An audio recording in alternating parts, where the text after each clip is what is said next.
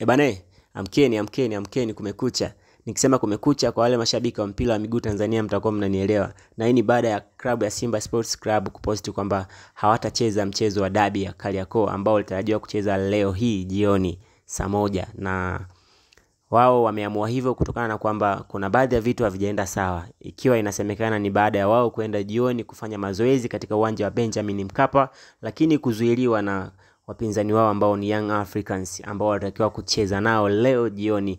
Na baada ya hapo, baada ya wao kufika katika viwanja hivyo, ilionekana kwamba sintofahamu ilitokea katikati hapo na wakufanikiwa kufanya mazoezi katika uwanja huo, ikiwa wanadai ni sehemu ya kanuni na taratibu za ligi ya Bongo, yani ligi ya Tanzania ya NBC.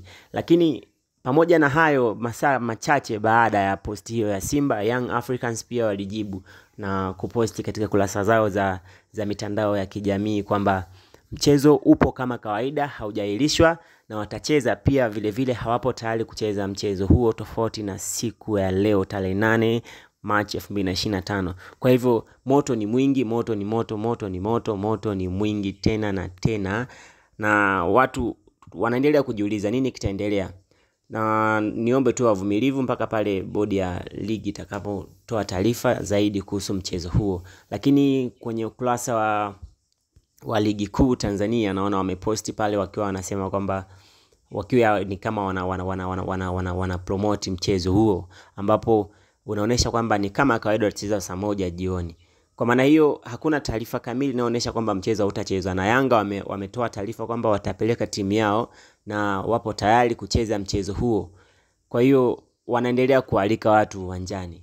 Kwa kweli wengi hawaelewi, na mimi nikiwa miongoni mwenu. Tuendelee kuwa wavumilivu, tutapata taarifa zaidi kutoka kwa ligi kuu. Bodi ya ligi watatoa taarifa kwamba nini kitafanyika, nini kitaendelea. Lakini mpaka sasa hivi ninaonesha mchezo utachezwa kama kawaida, na ratiba zitafuatwa kama zilivyokuwa zimewekwa awali. Mambo ni moto kwa kweli, na tuendelee kuwa wavumilivu. Nitawekea barua hapa ya Yanga, nitawekea pia Simba. Nitaanza na Simba, nitaweka pia Yanga, mtasoma hapo kama ilivyoandikwa. Lakini yote kwa yote, usisahau kusubscribe channel yetu ili uendelee kupata taarifa zaidi kutoka katika ukurasa huu wa YouTube wa Kinomax TZ. Karibu.